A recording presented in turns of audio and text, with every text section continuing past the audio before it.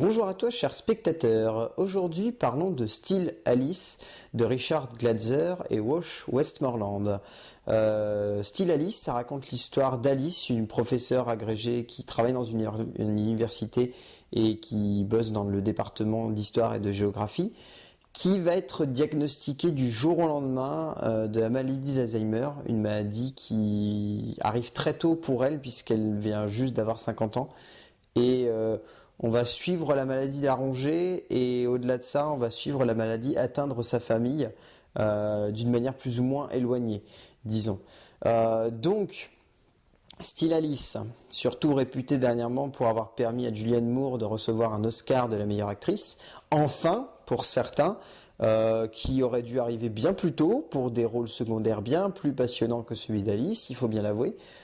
Mais là, pour le coup, il faut avouer que oui, Julianne Moore mérite son Oscar. On va revenir dessus un petit peu après. Dans l'ensemble, le film est bien. Il est même joli par moments, mais il est très classique et un petit peu trop centré sur l'affectif et pas assez sur la dramaturgie. C'est peut-être son plus gros défaut à Still Alice.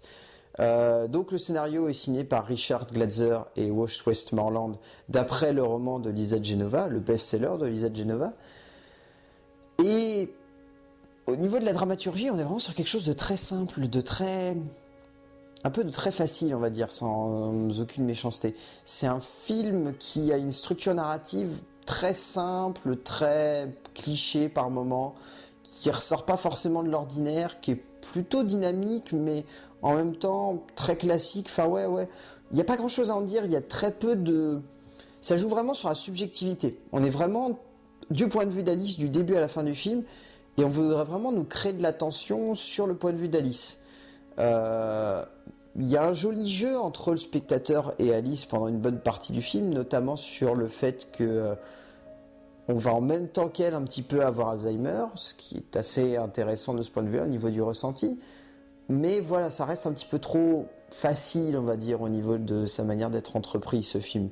C'est ça qui est vraiment dommage, c'est que on aurait aimé en voir plus, en fait. C'est assez étrange à dire, mais on aurait aimé en voir plus, on aurait aimé ressentir un petit peu moins de choses sur elle et se centrer peut-être un petit peu plus sur d'autres personnages, les voir évoluer de manière indépendante. Là, pour le coup, Still Alice aurait pu être un film choral vraiment intéressant, qui tourne autour d'Alice, mais qui aille un petit peu de chaque côté, qui essaie un petit peu de comprendre les points de vue de tout le monde. Or là, vraiment, c'est un film entièrement dévoué au personnage d'Alice, entièrement dévoué à sa maladie, entièrement dévoué à ce que ces malades endurent.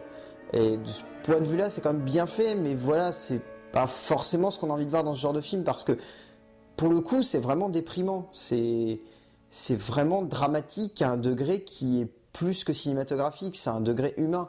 Le film nous montre vraiment la dureté de cette maladie, et bah, c'est un peu le problème de quand on va au cinéma, on n'a pas forcément envie de comprendre une maladie, on a plus envie de comprendre le personnage au-delà de ça. Et là, le film est plus fait pour comprendre la maladie. C'est pas forcément un défaut, ça renforce l'affect qu'on a pour le personnage, mais voilà, c'est peut-être un petit peu trop un film uniquement pour mettre en avant la maladie.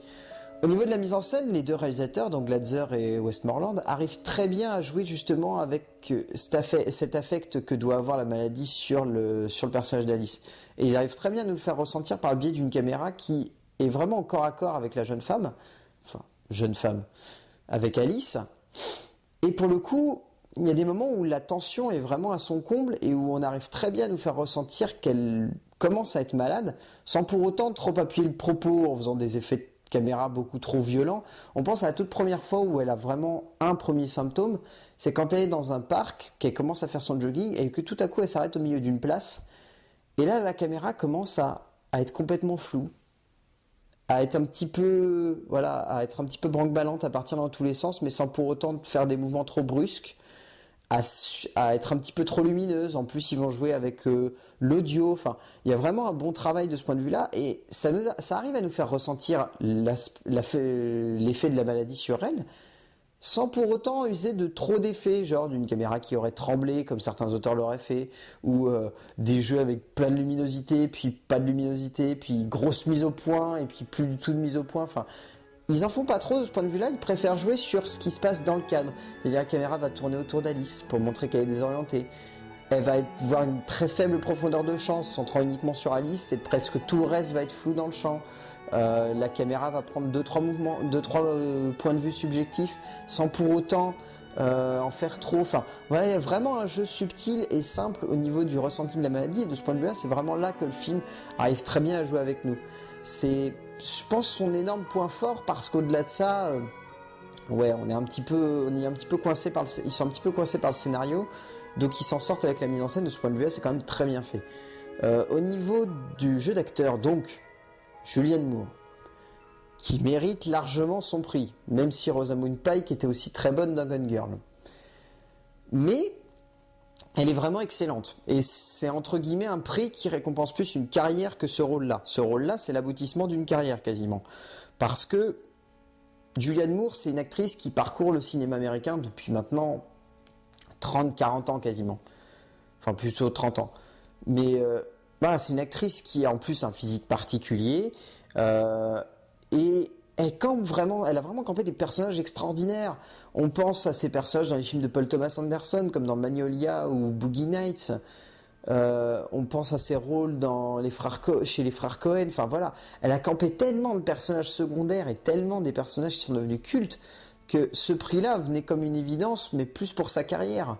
Et voilà, mais elle le mérite quand même pour ce rôle-là. Ce rôle-là, elle le campe vraiment avec beaucoup de justesse et beaucoup de sincérité et énormément d'émotion. Mais c'est vraiment un film qui la met bien en avant. Donc de ce point de vue-là, c'est très bien fait. Donc ouais, Kristen Stewart est vraiment excellente. Elle est très surprenante depuis un petit moment, cette jeune actrice quand même, parce qu'elle se détache vraiment de son image qu'on a voulu lui coller avec Twilight. Elle rappelle un petit peu ce que fait Daniel Radcliffe avec tous les films de genre dans lesquels il tourne dernièrement. Et de ce point de vue-là, c'est vraiment très touchant.